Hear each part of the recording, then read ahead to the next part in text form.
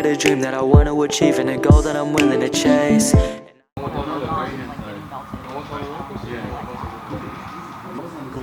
my plan was to work on basically a lot of stuff from guard. I know it's kind of cliche when you start learning jiu-jitsu, but I think it's very important that you learn to fight off your back really well. That way, when you learn to fight on top, you're not afraid of being rolled over because you're confident chronically. And more specifically from fighting from our guard, we're going to learn to try to use our legs as much as we do our arms. So today we go over a lot of triangles. Are you familiar with the triangle, Trevor? Most of my submissions from guard are going to be when my legs come up high. So the higher my guard, the better. One of the defining factors of a good guard is my ability to off-balance my opponent. So one thing I can do is I'm going to take my arm and I'm going to reach under their leg here and get a scoop grip on their leg. And we're going to work from this guard here. It's got different variations. We're going to open our guard up and get a grip behind the head here. So I'm opening my guard up, my hips come out just a little bit, and my knee is going to come right here. Once my knee is here, the opponent will feel a little bit off balance. I can always bring their weight on top. So we're going to set up a very basic triangle right here. So once we get to this position, my knee's going to come in, my foot circles out, and I cross my feet right there. I'll be able to get to that because my opponent feels off balance. So I'm going to take one arm either side. I never like to do left or right, so it's either inside or outside or either side. So one arm goes in, and I'm scooping under their leg here. The deeper I can get this grip, the better. I don't want to just have my fingers right here on her hip. I want to have my, preferably the pit of my elbow all the way to the pit of her hand. And my other hand is going to control her posture.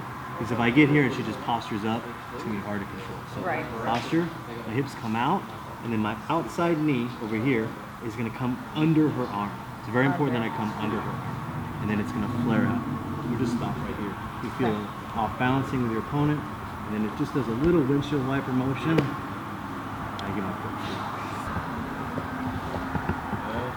So left hand, outside arm. Head comes in. Outside arm. Good.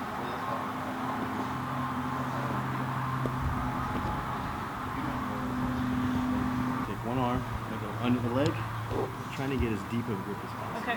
So if I just get my hand, she can just kick her leg back and right back, right? If I get my arm all the way in and she tries to kick her leg back, it'll feel like she's connected to her own body. Grip collar tie here. My hips bump out and I'm bringing my knee inside, preferably catch the arms here. Now watch how my hips move and my leg starts to circle around. Pinch my knees here and keep your feet crossed out. Okay?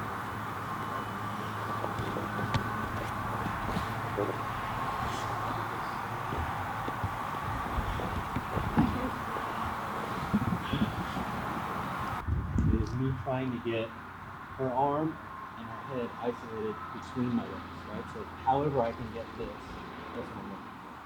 So in the one we just did, it's a proactive approach where I'm actively trying to isolate her arm. Right. But sometimes it'll happen as a reaction, or in the middle of the scramble, and I'll notice I end up in this position. We're going to do the same entry that we drill now, and we're going to try to get to a triangle. There's two triangles that we can do.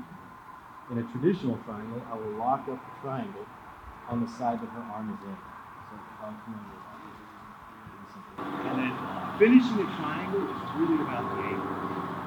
When I finish and I'm straight on my opponent, it's just the muscles inside my thigh. As I create a good angle, I hold my hands. I always want to be perpendicular.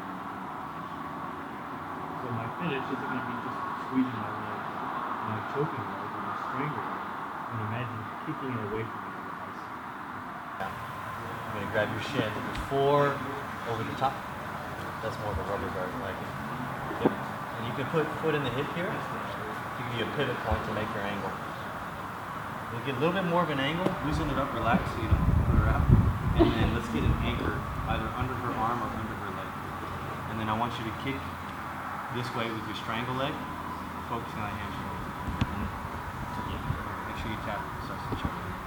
I'm just like, I need to. Yeah. In a live spar, and they're not tapping, I always tell my students it's forbidden to let go. It's such a valuable position. Yeah, that's. And we'll go over it in a little bit. There's still other submissions. But really, the goal of jiu-jitsu is to control your opponent, right? And submission is the ultimate control. So if you have like just before submission where you have a triangle but they're not tapping, but you have them completely controlled, you wouldn't want to let go of that. And also think of all the hard work you put in to get there. I thought you just meant like when the like tightening gets to like tunnel. You'll visually see a tunnel. No, I wouldn't do that. I'm not trying to get scared today.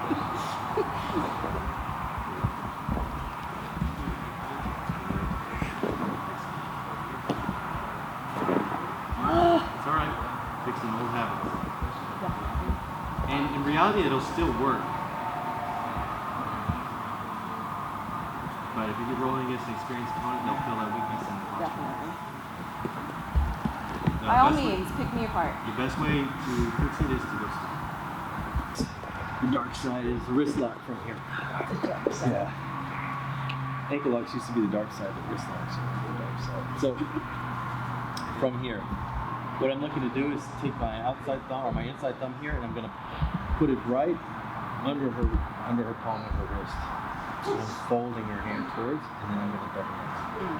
And do is just drive her palm towards her thumb, like a cheek move. So thumb goes here, my palm goes to the back of her, and then I'll double up. Notice how I have her elbow wedged in my pec. If her elbow can move, the wrist lock will never work. It has to be stabilized.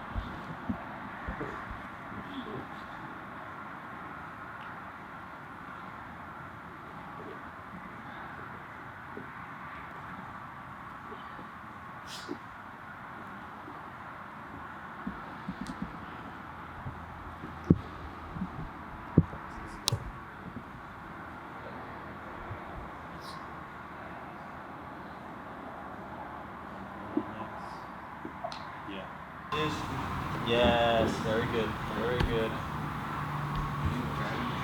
Well done, well done. Let's go through the whole series. Triangle, good. Arm bar, road grip. Excellent, good. Wrist lock. Perfect. And I got a dream that I want to achieve and a goal that I'm willing to chase. And I even know this achieving a dream is just chasing them goals in LA. And I'm gonna do what I do, and honestly I just don't care what you think. If I wanna pray, I'ma pray, and gotta believe in that faith.